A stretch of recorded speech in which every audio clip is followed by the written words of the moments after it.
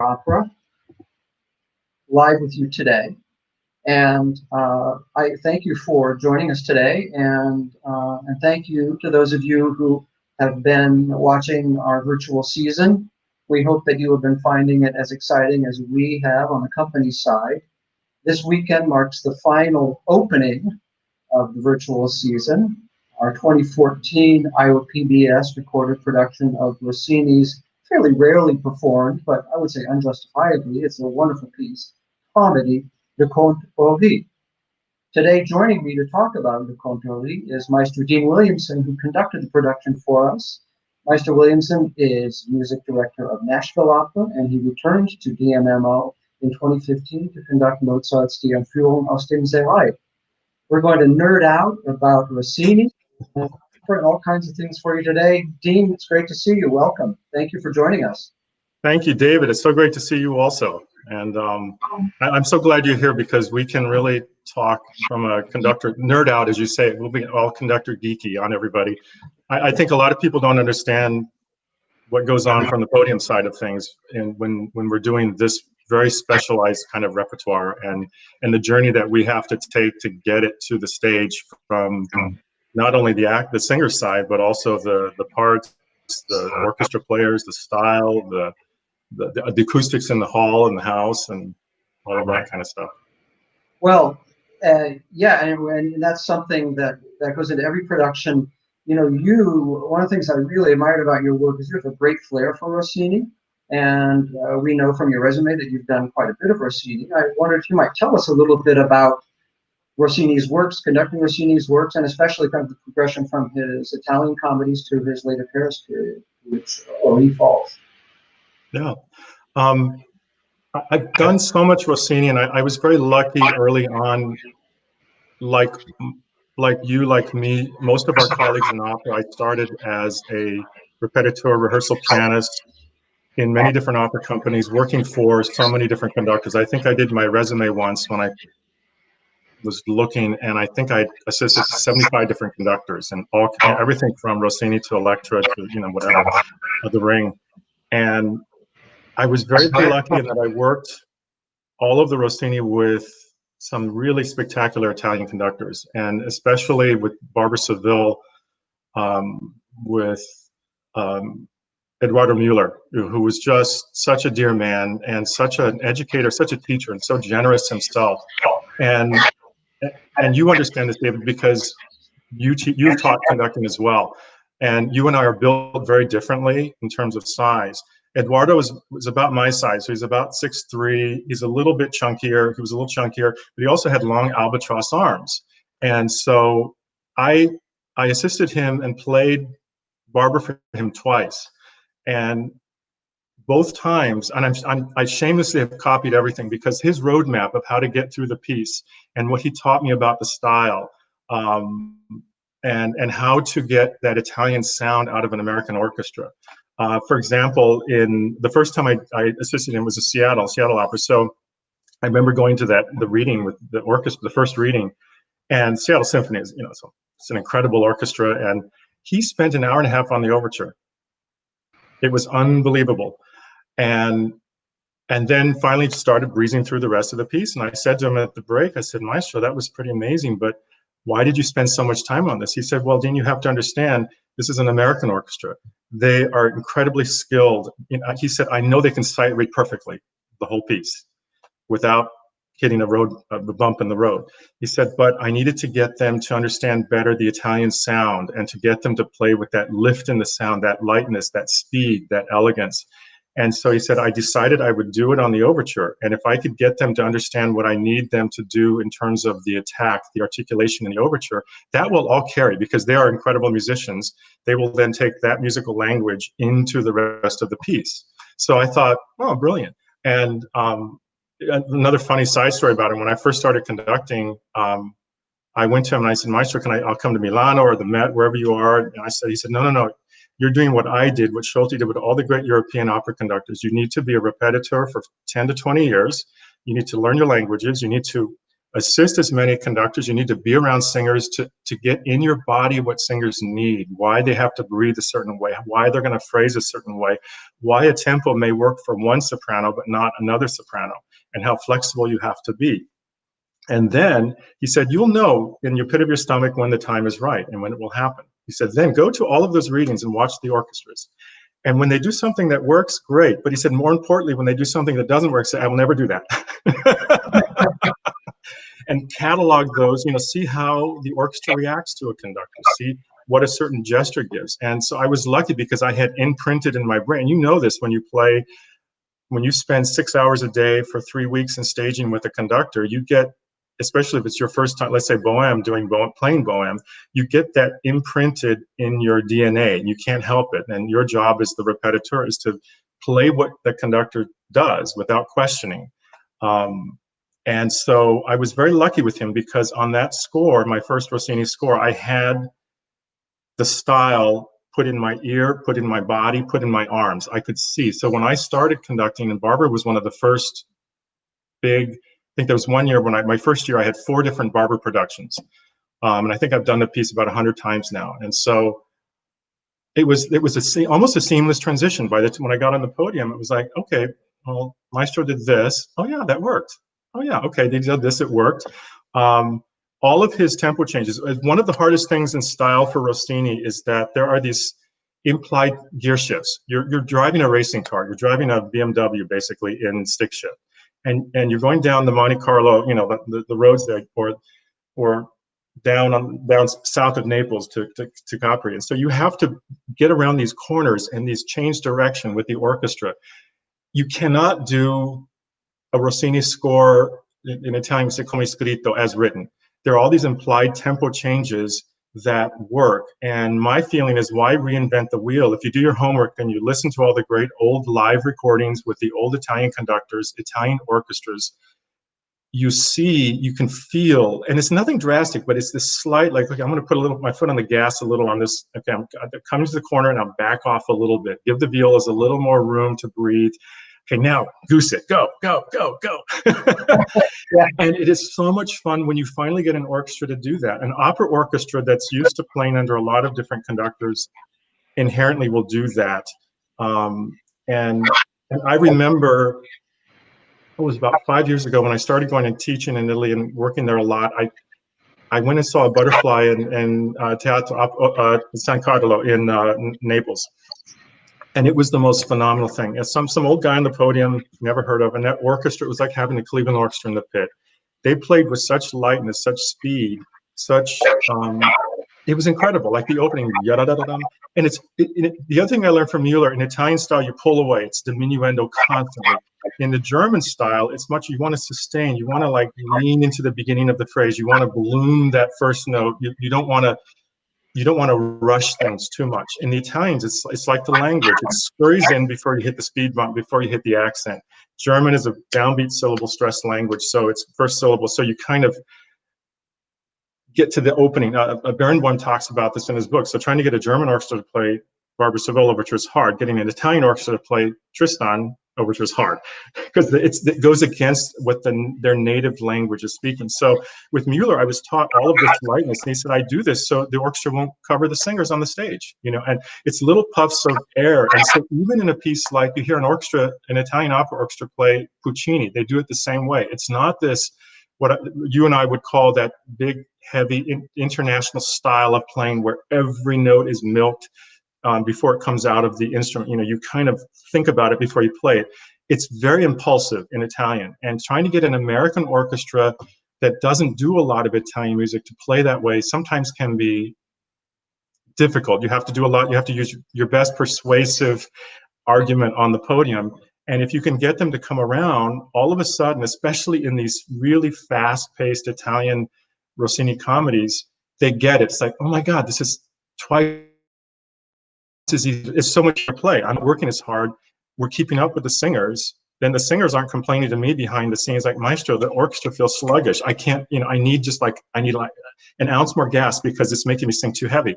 What the orchestra needs to understand is that the singers have to go at a certain speed to get these notes out, which means they have to keep up in the pit. And frequently I'll tell an orchestra in even in the Mozart, like Stretti, the wind up, like the act two finale of Nozze, the tempo for you guys in the pit, when it's comfortable, is too slow for the stage.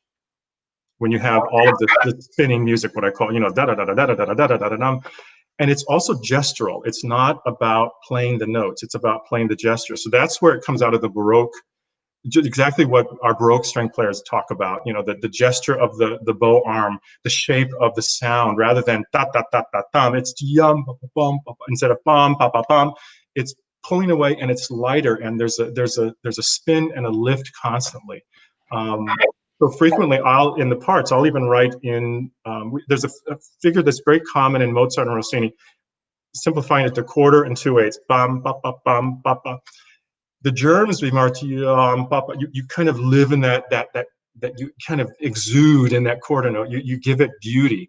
The Italians like, oh, move it, get off, you know, go bum bum bum, and you back off the 2/8 notes, and then that allows you to slap right back around, just swing around, and you're back into the quarter again without any effort in the body and sound. It's a more buoyant sound. So it's little things like this that once I learned from these Italian guys, and just seeing them and having to keep up myself at the keyboard. It's like, oh my God, Maestro, I can't play these notes. But yeah, you can, just let go. And then all the lessons of my great piano teachers would come back. It's like, you know, feel it, don't think it, feel it, feel it, feel it. That's the biggest difference in Italian music. You feel it, you don't think it. So getting that sound in the orchestra, you know, a lot of times, another big thing that you and I have to do a lot is work on the parts, which is a huge, you know, a huge undertaking. For this particular show, because it's not done that much, I went down this rabbit warren of about 4 months of work and research, but it was very gratifying, and I had a lot of help. A friend of mine had just sung in the Met production of Conte Ory a few years earlier, and he said, you know, why don't kill yourself? Call the Met, see if you can call Robert Sutherland, the great, you know, the head Met librarian, see if you can get your hands on it. He couldn't have been more gracious and lovely and nice, and immediately returned my email, and he said, look, I'm really sorry, I can't send you a set, even a practice set, because we've had such issues where parts disappear when we let people borrow them. He said, however, if you want to come to New York, you can sit here for a whole month in the library. We'll give you a little space in the back, and you can just copy into your score or bring your whole set of parts, and you're free to do whatever you want. And I said, wow, okay. And then he wrote back later, he said, let me give you another idea. Call Canadian Opera. I did a set of parts when I was head librarian there for them. I never ever want to have to do this opera again. I've never worked so hard in my life. I've now corrected 2 sets of Conte Ory parts, and I never want to do it again. Part of it is the French scholarship, where everything is really messy. Part of it is Rossini just wrote so darn quickly that, you know, it's like, oh. And there's no definitive edition coming out, you know, so the poor editors are left with what they saw after the performances, which is a mess in the parts. So I called Canadian, and they were great, but then they couldn't find it. It turns out it was put in the box with the Trovatore parts in the library, right in the back. So thank God one of their staff, you know, a week later, very triumphantly wrote me and said, we found it, and we're happy to send it to you. And so they sent it to me here in Seattle. And then I do what I do with all the Rossini scores. I set up an office on the dining room table. I get my engineering pencils, those beautiful black, dark pencils that we all crave. Office Depot has them now. They're very expensive. And my Japanese gum erasers, and then I love the big tapes where you can do the correcting tape, and you can just white out huge strips, or you can do individual staccato marks and hatchet marks and little things. And I spend literally about 2 to 3 months, sometimes 4 to 5 hours a day. And this was in addition to Sarah, the wonderful librarian at the time, who also, I would then send her, I would do like one book of violin, and then I would send it to her, and she would transfer all of that. So that saved me countless number of hours. Robert also sent me the errata sheet for the French edition, the Chopin version of the piano vocal score, which had over 600 mistakes, including in the French. So he and Philippe, the French coach at the Met, had this whole list. So he said, this will save you a bunch of hours too, and send this to the singers. So I sent that on to the singers. And what ends up happening is that not only can I put all of these corrections in, but I can also put in, and I'm sure you do the same, all of those little articulation marks and dynamic shiftings the way that I know I'm going to have to conduct this. And it saves me having to say something in rehearsal or to be overly dramatic with my body. And if I don't have to stop to correct something or to, in the readings, to correct something or to drive home a point, we need to do a subito piano here, and not everybody saw me come down, and it's written in the part, that's 30 seconds saved. And we'll have, you know, and if the parts come to the players, and you know this too, if the parts come to the players and they're clean, they're beautifully prepared, they can tell you took the time to, even if it's overly marked, and I know some players hate that, they feel overly controlled by, you know, you're marking out everything, you should just show it in your stick. It saves everybody so much time because we only have now between 3 and 6 hours of reading time in most opera companies because of budget difficulties. So you have to get that show together quickly. So anything I can do to help the players, make it a pleasant experience for all of us and really smooth, we can then concentrate on the music rather than, is that an F sharp or an F? Or did you want that slur to go over the bar or what? You know, I can't tell. So it really helps. And this is part of the whole journey that you have to do. And I think what a lot of people don't understand, especially in Rossini, you know, I have my Cenerentola set. I think I spent about 4 months on that, where I got the Calmus parts. And the problem with Cenerentola is that after he died, the German editors at Calmus thought, this orchestration is kind of weird. Little Warner Brothers cartoon, why are these two piccolos way up in the stratosphere all night, you know, and then you've got bassoon way in the bottom, nobody's in the middle, it's this hollow sound. That's what he wanted, and that's the sound he did in his Italian comedies. And it, as Mueller told me, he said, notice nobody's playing where the singer is. That's half the balance issues are solved right there. And, but, so in the Calmus parts, the two piccolos are now switched down to flute. And even, or two piccolos, it's actually up an octave, and they pull it down the octave. All of this in Cenerentola, all the second wind parts were then changed. They did basically a Mozart Messiah. So they reorchestrated in Calmus. They take all the second wind parts and pull them down to the next fifth or third in the chord to warm it up and make it more robust in German. So I had to go back and redo all of that. So all my second wind parts look like World War III on the page, you know, and I always, when I've done that show a lot, first rehearsal, I always looked at the winds. I said, I'm very sorry, guys, you know, please excuse the mess on the page. But, and I realize now I could have just gone into finale and, you know, done a faster version of it, but I might. But it makes such a huge difference in the sound, and the players get it. You know, I was in Baltimore with a really fine major regional orchestra, and the two flute players first reading in the, you know, they looked at me like in the finale in Act 1, they said, why are we on piccolo? I said, it's piccolo. No, Maestro, it's flute. No, it's piccolo in Pesaro Critical Edition, and this is the version Maestro Levine. This is what Met does. It was premiered at the Met in 1985 or 87. Oh, okay. And then halfway through it, they're like, this is so loud and screamy, and I said, but it's funny, isn't it? Yeah, it is. Yeah, but it's so bizarre. We've never had to play this. Or at the end of Cenerentola, dun dun dun dun dun, solo piccolo instead of solo flute. It was rewritten back into flute, and you have to convince the flute player, you know, it really is piccolo, played on piccolo, you know. And then they get it, and they're like, oh, this is so cool. This is fun. This is different.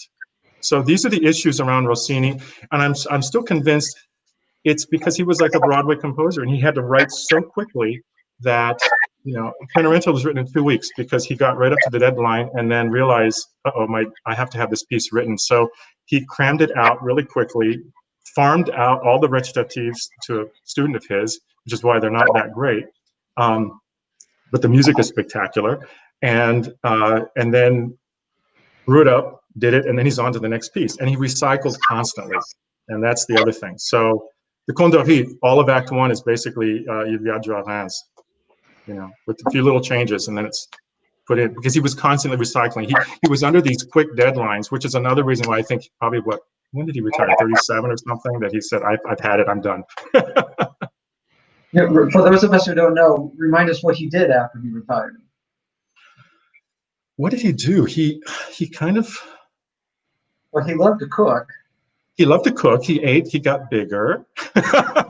He had these grand salons, and he became a he was a great friend of Wagner and, you know, all the great composers and all the great philosophers and the writers, and going to dinner at Rossini's house was the event. Was if you got the invite, you were someone special, and the conversation was sparkling. The food was fantastic. The wine was probably incredible. So he was a real gourmet and gourmand at the same time, a real bon vivant and a real Renaissance man. And we hear that in his music too, and I think it's great to bring that awareness to performing his music, like you say. It's all this is really fascinating. Even this is my reality too, but it's fascinating to hear you talk about it. You do much more bel canto rep than I do in general, and I would say these are things that apply to most bel canto composers. They were very fast, and they were working for one production and done.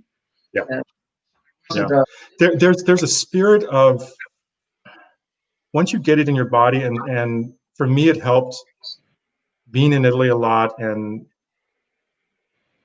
speaking the language and understanding how it affects the playing. And I started really listening to Italian musicians, and they really do play differently. And I was just watching a video this week, the great Romanian conductor Celibidache working with, in a coaching session with the Italian string quartet on, I think, one of the Bartok quartets.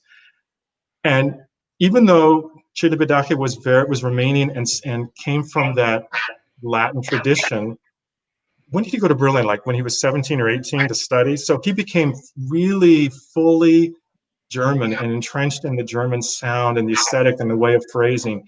And at one point he says to this Italian guy in Italian, he says, "Stop playing it so Italian." He's got this wonderful, young, talented Italian violinist who's saying, you know, just there's a happiness, there's a sunniness in the sound. He said, no, you need to, you know, just it's like pull this. Like, I want that sound. I want that depth of sound. Don't get on the surface. I need you to get into the sound. So, and you saw this young kid struggling. He got it eventually, but you could see it was going against how he was. And when you're in Italy, if you hear even an amateur street band, they have a lot of the street band concerts in August and the festivals, the choruses, the orchestras, there's a sound with pianists, the Italian pianists, there's a definite sound. It's a sunniness, it's a brightness, it's a brilliance. Again, just like the language, and it's steeped into that whole tradition. And if you can, again, going back to orchestras, if you can get an orchestra, even if you're doing Elixir, even, you know, Donizetti, if you can get them to understand that same thing, most of your balance issues will be solved. The players will be happy because they finally get it about how to play. And even in Puccini, when you hear how they do that and how light it was. I mean, this Naples orchestra, oh my God, there was a rubato every bar. They followed the singers on, it was like chamber music. That entire orchestra followed down to a 16th note every singer on stage with the most subtle rubato in every single bar, you know, and that whole opening singing, it was so light and so fast. It was it's got to have been at least 144. And I sat there with my mouth open, and it was so clean and so beautiful. It really was the closest we have in the States is the Cleveland Orchestra, that clarity, that transparency. The Italians have, because of the nature of the culture, they play with a lot more soul and heart. And then when the singers need it, they sit there and they just milk it. And and from the most passionate scenes, it arcs and blooms. And so it's almost like the old in Disneyland, the old Mr. Magoo ride, you know, where you're doing this all over the place. And I know with my orchestra Nashville, I've really worked hard on trying to get that flexibility. And there are many times I'll say to them, listen to the stage. Don't feel you have to follow me. It's like, if you feel something happen there, go for it. You know, treat it like chamber music. Even in Mozart, the Mozart Italian scores, I love that way too. It gives it an ebullience, a lightness, a fun, because Mozart, we knew he was in Naples when he was 12, and so he experienced that. You have to take the tour of the San Carlo Theater. It is the funniest. The guides are brilliant, because that's where Rossini was artistic, Verdi was artistic, Bellini's operas, Mozart, they knew where Mozart sat when he was 12. and visited because the queen was Austrian and she wanted to show Ah, off the Tedeschi. And he said he wrote to his dad. He said, "Oh my God, Naples is this crazy, wild. The city is out of control, basically." And the tour guide will look at you and say, "And not much has changed, has it, since?" well, and But that's everything the you say Italian about this, style. You know? and everything you say about the style, it's also important to keep in mind that most of the Conductor works were written within several decades of the death of Mozart, Haydn, Beethoven. So the awareness of the classical style. It's interesting how Italian composers kept elements of the classical style in their work, in at least the first half of the 19th century, and and how in Germany, how kind of the stylistic philosophies of Wagner kind of started disseminating through that culture, but then ultimately kind of invading late Verdi as well. And yet, I always feel like Otello and Falstaff, they sparkle like Mozart. Even if they have. They really does. He kind of goes back to, especially in Falstaff, he really goes back to that style. And when you hear, for me, there's a great pirated live recording of Falstaff, 1964, with Giulini. So not the LA version that nobody likes, but and it was, I think, in Amsterdam, the orchestra there, and incredible cast. I mean, all of the leading singers of the day, and you hear how that orchestra plays it and how it sparkles, but at the same time it's warm and everything has just, he lets it breathe. It's always doing this. It's like a jellyfish. It's never, but it's like the basket scene, the whole little fugue section. He doesn't hold this tempo. He lets it bloom and grow, and it builds and it breathes and it gets faster. It's so organic, and it all comes from the language. He's following the contours of the language. So he had an Italian cast with an Italian conductor, able to then get the Dutch orchestra to play in that way and to follow the language as if they all spoke Italian fluently. Right. You know, it's what we do, like with Bernstein. With, you don't do the most beautiful sound I ever, the most beautiful sound. There's a smearing. You have to smear it. Right. Well, And it's not written, but Bernstein he's following the contours of how we, the colloquial American language, the Italians do the same. I would say that you got our DMMO orchestra to sparkle in also very few hours of reads. And I want to ask you how also we do 3 main stage shows in a very short period of time. So we have a hurried schedule, so everybody shows up, has to show up ready to go, and they do. But talk to us a little bit about working with the cast then.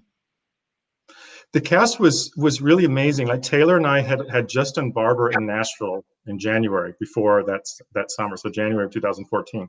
So we already had a shorthand language. What I do with the cast and all my Rossini is I would prefer they come up with their own ornamentation, but I understand everybody's trained in a different way, and some people don't feel as comfortable coming up with ideas. So a lot of times I will write out suggestions. So to get to shorthand it and get everybody on the same page on this production, I sent everybody, I think I drove everybody crazy. I sent them this document, like PDF I just wrote out ornaments for everybody. I said, you don't have to do this, but I want to give you an idea of what has been done, what I might do if I were singing it, and what Rossini might have done or had done if I could find printed examples. In Cenerentola, you go to the back of the critical and he has all of the ornamentation he wrote for all the subsequent mezzos after the world premiere, and they're all different. He rewrites the piece. And so you learn the vocabulary of how Rossini ornamented, and it's more melodic and it's less bebop scat singing all over the place when you look at what he did. So I just wanted us to be consistent, and I didn't want it to seem like, okay, so tenor X went to coach X, tenor soprano Y went to coach Z. I didn't want that. I wanted us to all speak the same musical language. So I thought if I just do it this way and give them an idea, and then when we get to rehearsal, I like ornaments to develop in staging rehearsals. So because sometimes you may say, oh, the director wants me to go to the table, pick up the cup, and then turn and face my colleague this way. So you might want to, and it's in an ornamented section, so you might want to do something really cool and fancy that fits that gesture or goes with that emotional gesture. So for me, it's always a continuous conversation that we can fine tune the ornaments. And you also want to fine tune the ornaments to fit the singer's voice. And so if I haven't worked with you before and I write something out, I may be pushing, you know, pushing you into a corner vocally you can't go. So I try to be very respectful of the singer that way and try to learn their voices right away and listen in rehearsal the first few days and see. You know, especially in a bel canto opera like that, I will always sit back in that first reading when we get together. If people don't know, David and I will get together with the singer the first day, and we have 3 to 6 hours to just go through the score. We're all gathered around a piano. It's like, hey kids, let's sing through this in a room. And it's a way for us to get to know each other if we haven't worked together. And I always opt to kind of step back a little bit. I want to give the singer a cushion. I want to see what they do, what the voice wants to do, if they don't have to worry about me. At the same time, you have to still say, I have a point of view as well. And so you want to show them that we can meet halfway and then build that trust. You know, so much happens, and I tell young singers the first 5 minutes with the new maestro in that room, so much happens and that's not said. Mm-hmm. So, and you're building your working relationship there. And there's a lot of trust between a singer and a conductor that has to happen. And in the best of situations, you get to a point by opening out, your thinking is one, and if you and the singer can feel they can try something different, and I'll go with them, or I'll do something different, and they hear it and they, oh, that's cool, let's try that, you know. Then it's really fun, and it's really great. I have to say, David, your orchestra there they couldn't have been more genial, more skillful, more wonderful, more collegial on, you know, especially a difficult piece like this, which is a lot of work. You know, you're sweating by the end of Act 1. You're literally dripping because it's a lot of da da da da da da da. But it was such a wonderful group of players, and I could see on their faces, everybody was like, okay, let's do this. This is going to be fun. You know, we can do this. And I could try to suggest something, or if I leaned into a tempo a little bit, they would try to go there. They would try to make it work, you know, and try to make it. And I could see they were talking amongst themselves to help solve issues, and then turning and talking to me. So it really felt like chamber music, and that, you know, bravo to you for helping to foster that kind of feeling within a group. And I know that they all love playing opera, and they all, you know, they're in great orchestras in their home cities, and they all come by choice because they want to be there and do it. So it's really a fantastic situation for everybody.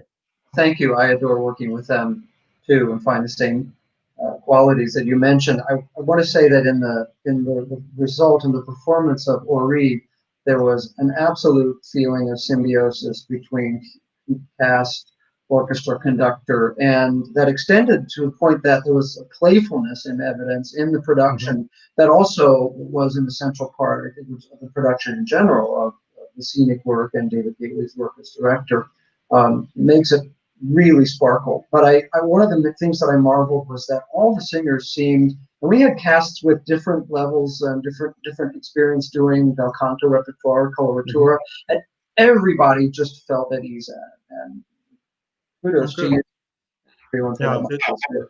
And I know it's scary to be up there and having to sing 16th notes at 144 to a quarter cleanly, and don't crash and burn, you know, and while you're doing staging and running around in a comedy. So I think, again, if you can build that trust with the singer early on in the process, they will then try to go there for you. And then, you know, you also have to be, in bel canto especially, you have to be the fireman with the safety net. You have to be running around like this, and you have to be ready to catch them, and they may try something new, and halfway through the phrase, I know this ain't gonna work, we gotta speed it up, or we gotta slow it down, and you gotta be there for them. And that's part of the fun of this, you know. And I didn't realize, I was reading Gossett again, some of his books on the history of opera, and he still says, when I was doing Rigoletto last year and I was reading the critical notes, and he said it wasn't until after Rigoletto that there was you and I on the podium regularly. So up to that point, a lot of times it was just the concertmaster conducting from the stand, which is why Ricordi would prepare the parts with the word for the concertmaster with all the word cues in it, which is why Verdi's accompanied recits are the way they are, you know, bum, hold note, hold this, da da da. Oh, here comes the words. Change on this syllable. Here we go. and in the Italian, if you see the Italian pitch, they're very up close, almost at the singer's feet. So it's like chamber music. So there's a good oral contact. You can hear each other really well. So the orchestra basically would just go with the singer, and the singer would kind of do their thing, and it would all kind of come out in the wash. At Naples, they tell you, like when Rossini was there, and Verdi, there's a contract in the composers. They had to be at the first 3 performances. And they know the box on the stage right side where the composers would sit, so they could see the stage and look down into the pit. And the main purposes of that was to make sure the tempi were right, what the composer wanted. Because you didn't really have people on the podium conducting that often. So, and I think what happened is by Rigoletto, the orchestra started getting bigger and the pieces were more monumental. Already in Meyerbeer, you had, in the French opera, you had that grand scope. So you needed somebody on the podium to keep it together, if nothing else. But it shows you again the playfulness, the organicness, the spur of the moment of the Italian style, that even up to Rigoletto, they could do it without a conductor. Wow. Well, you mentioned proximity between singers and orchestra. Our theater, in its with the pit in the middle of everything, offers some unique opportunities for contact that way. Tell us a little bit about your experience, especially the first time you were in our pit. I tell you, I saw you do a rehearsal first, and then I'm like, why is David in the middle of the basically as a conductor there, you're like you're in a circus ring, and you're the guy in the middle in the top hat. And because there's that, what do you guys call it, the playing area behind the semicircle? The playing circle, yeah. The playing circle. So normally for most people, we have a proscenium stage, which means you have the stage, you have the pit in front, and the conductor at the front of that, which is hard enough. Like at the Met, you're so far away, you can't hear the singers, and they have to sing a full beat ahead of the orchestra acoustically to make it line up. In Des Moines, you have the added thing of this whole area behind you. So the other half of the stage is behind you as a conductor. There's also a lift that goes up and down. And so as people watch the video, we get to the trio in Act 2, which Berlioz also called Rossini's masterpiece. It's very Berlioz, they're very, very evocative, very light. So the most difficult piece in the entire score for the conductor and the singers. They are behind me on this playing area on a giant bed that comes up like this. We get to the first, I think even in the piano dress, I turned to this tail and said, I can't hear you guys. And they're like, we can't see you and we can't hear you either. And then we get to the first orchestra and I'm like, oh my God, oh my God, oh my God, okay, just do what we've always been doing, and hopefully it'll come out, it'll come out together. And then then we calm down, and then we're all like, okay, it's like one of the singers, when I turn the corner here, I can just catch you in the corner of my eye on the right side of the bed there. Yeah, or I can look out the monitor with there, but then now I know what to listen for, because when I can hear. And then half that trio, I think I was conducting like this, just trying to maintain contact with them. So, I'm craning my neck to look behind, because at that point, they're also way up above me, but behind me. And so their sound is already going out to the house before I even hear it. So I had to make that little adjustment too. And that took a little bit to figure out, I think I'm behind. Okay, if I always sound like I'm slightly ahead, then it lines up when it gets in and I think I ended up saying something to the orchestra, guys, sorry if you feel me pressing this, but if we can just say slightly ahead, because they can't hear us. So let's lead it, then they'll know where to be. And then all of a sudden it went like this and it lined up. But if we were always trying to follow each other, it's like two dogs chasing each other, and you kind of get this effect rather than we're going together parallel like that, which is scary because you can't control it. It's like, taking your hands off the wheel and closing your eyes as you drive, and you're like, here we go. Well, our theater is like two spaces, right? We have the proscenium side and we have the playing circle side behind us. And so part of it, we have, although our geography is smaller than the Met, the proscenium stage, we have to be slightly behind the singers because and they're behind us, we have to actually lead a little bit and be ahead of what we hear. It takes a little bit of a geographical awareness at all times.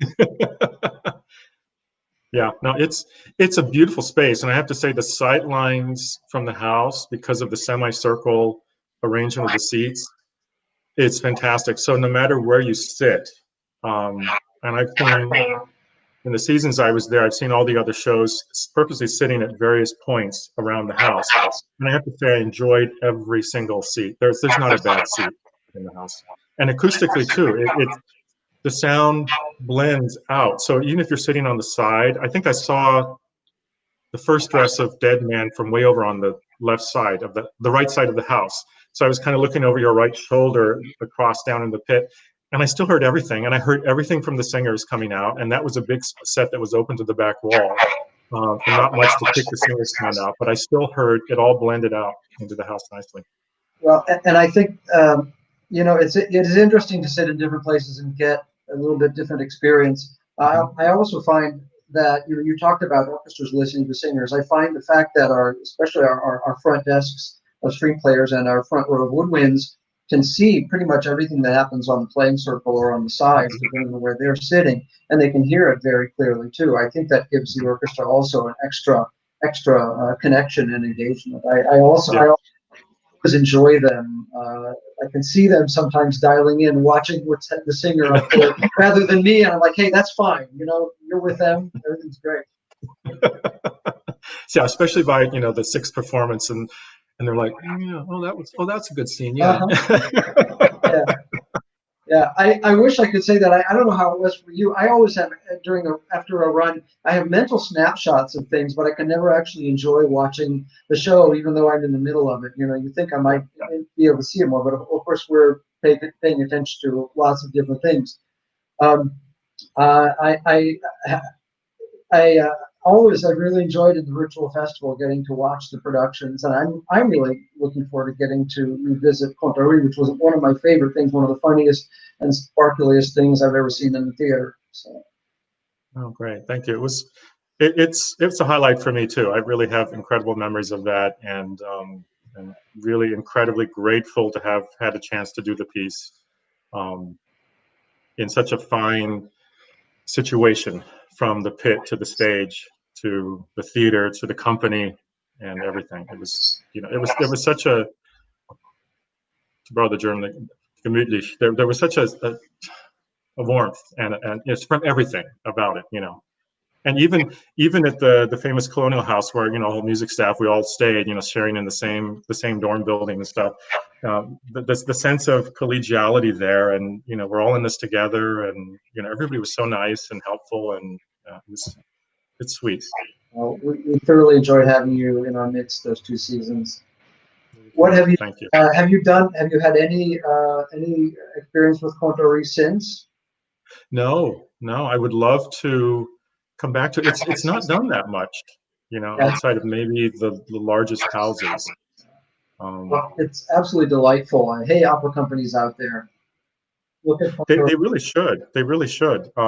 There's also a wonderful video with Bartoli from Zurich, and it's a wonderful. I think they updated to the 50s and set in a trailer park outside of Vegas.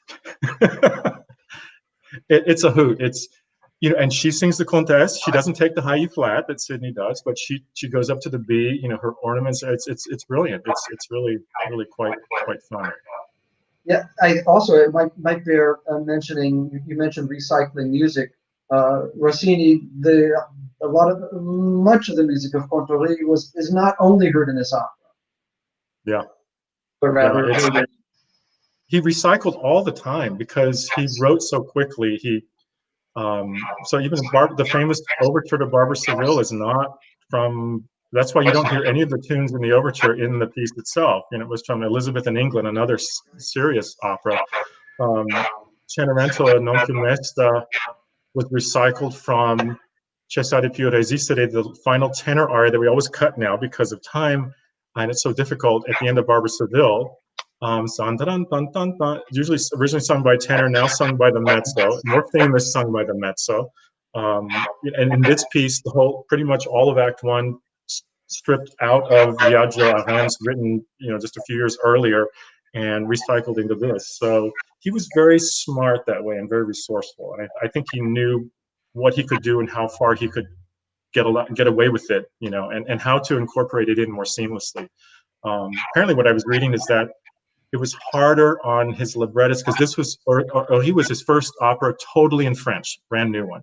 He had recycled his previous two French operas were recycled from the Italian, just retranslate and then make a few minor adjustments. So he took the same librettist, and now they're struggling the opposite way. They were given music, they had to find words that would fit in French to the music. So it became a little bit more complicated. But by taking the old Viaggio a Reims, which was still in Italian, and now try to put new different text to it in French, it's tricky. That's basically like if you look at Verdi, Tu che le vanità, originally in Don Carlo, right? Or Don Carlo, originally in French, and then the version we do now is in Italian. Which is why those syllables in that aria don't fit. So you spent a lot of time in Italy. You've been to Pesaro, Rossini's hometown, I assume. Yeah, our house there, we bought last year, is about an hour and a half down the coast on the Autostrada. So depending on if you're doing 80 or 120, there are 1, 2, 3, 4. There may be 4 or 5 things for every opera goer. So any of the patrons who are lucky enough to get to Italy and do a vacation there, and especially an opera vacation, there are several places I recommend you have to go. You have to go and do your genuflect, and for any opera lover, the Rossini Museum in Pesaro is phenomenal. It's the Museo Nazionale. So it is a state-of-the-art. There's one room you can walk into, and you push a button on the wall, and you can choose which excerpt, and it's video all around you. It's spectacular.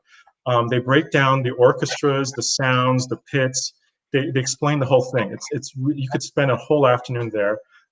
You have in Lucca, the home of Puccini. You have to go to the Birthplace Museum, the Casa Natale, where he was born, which also has the piano he wrote Turandot on. You can't play it. But it's there. You can stand by and have your picture taken. You can see the initial, between glass, you can put your nose this close to it. You can see his original thoughts and scribbles for Bohème. You see questo mal rosso mi amalisciasti, the very first birth, you see tarantantan. And you see da da da da da da da da as a waltz in 3/4 time. Then he changed to 6/8. Originally it was a waltz in 3/4 time. But you see it right there, and he just wrote for a friend. These are some of my ideas for the new opera, and it's like looking at the Holy Grail, and you think, oh my God! And then you see in Puccini's manuscripts, to look at these composers' manuscripts. Rossini was like Stravinsky; it was and Mendelssohn. It came out of their brains there. Puccini was like Beethoven. It was a mess, and ink pots spilled over, scribbled out. It was angry, it was passionate, just like the music. So by seeing how the composer's handwriting, how the music came out onto the page, as a performer, it gives you a little bit of an insight. Oh, okay, Puccini really is emotional and wild, and there's a lot of abandon, because that's how he sensed the music. It wasn't this neat, pretty tune. And then also to go to Naples, to go to San Carlo, the Teatro San Carlo, and take the tour. And it was one of the early, I think 1740, I think it was one of the early big theaters in Europe. It's quite large, I think about 2,000 seats, but it doesn't feel it. And it's the horseshoe shape with all of the 5 layers up, the wedding cake kind of thing. The orchestra level seats it's a very small section. The acoustics are phenomenal. Sight lines are incredible. And you can sit in the world box. It gives you an idea of how opera worked in Italy. You can go to Teatro Giglio in Lucca, Puccini's little theater. They even did Fanciulla in there. He had to enlarge the pit because he couldn't get the orchestra in that little pit. He widened it and deepened it. But it's a little 800-seat theater. Can you imagine Fanciulla in an 800-seat theater? Wow. And how you can make music because you're not screaming, and you start to see this, and then you start to hear the Italian orchestras play. I go in Rome in the summer, the Bass of Caracalla. I saw an incredible Tosca 2 summers ago there, you know, and Muti's old band, the Rome Opera Orchestra, and they're phenomenal. You know, they're a little more like the New York Phil versus Naples is more like Cleveland, you know, in terms of just they're a little bit sturdier and they're very Roman. They're very, you know, into their instruments, but it's wild. The thing also is we'll geek out here for a second. When you look in the Italian pits, nothing matters. They'll sit wherever, whatever gets the best sound. They're very unorthodox. They don't do any of the classic symphony arrangements. So they will, you know, you look in the pit, it's like, why are 4 winds over there, but the rest of the section's there? If they think it would give a better sound or better sightline. Brass usually way over on one side playing across the pit, very rarely out into the house, which solves a lot of issues. And, you know, when I saw the Naples, the butterfly, I heard during intermission, bam, bam, ba-dum, ba-da-da-da-da, that fast. And they just kept practicing over and over and over and over and over. So on their break time, they're practicing. And so I went up and I was looking in the pit and I said to them, guys, you sound fantastic. Oh, thank you, thank you. They were so friendly. And they're just, you know, it's like, it's a different attitude and the sense of well-being and happiness there. You know? So, oh, and then go to, if you're in Sicily, go to Catania, the Bellini Museum. And you actually see the little Schroeder toy piano that he learned to play the piano on. And the museum is in the back of a palazzo. His parents were very poor, so they were in the servants' quarters, and now it's the museum. And you could see all the original manuscripts. Norma, they're all there under glass for you to look at. And it's very interesting too, because you've been in Germany, so you understand between Bellini and Wagner the ties, the heart ties, and the simpaticalness of the music. And so you see it's a popular stopping off point for a lot of German music lovers. And you sign the guest book, and you see many Germans have to go to the Bellini Museum and pay respects. Well, it sounds like a great thing to do, a great pilgrimage to make, and I look forward to being able to get to Italy again when we can all travel. When we can. Dean, it's been absolutely delightful to chat with you today. You bring so much insight and scholarly insight and musical insight and poetic insight to talking about what goes into making an opera and conducting an opera and canto opera, comedies, all kinds of things. Thank you so much. Thank you very much, David. It's been incredible talking to you again and seeing you again and being able to talk conductor to conductor. I love this. It's very rare that I get a chance to sit with another colleague and just, you know, because I know you understand. You know, we go through the same thought process in our brains. So. Well, there are some opportunities and been some golden opportunities to be found in our current situation. I would say chats among colleagues, the many that are happening in the business and chats about the business are all great things happening right now. So great to talk to you. Can't wait to see the show again on Sunday. Everybody tune in. We start the live viewing party on Facebook Live, YouTube, and Iowa PBS website starting Sunday, 3 p.m. Central. And don't miss Joshua Borth's introduction starting 45 minutes before the show. So, Maestro, see you there, maybe on the live chat. Great. Thank you, Maestro. Cheers. Take care. Cheers. You too.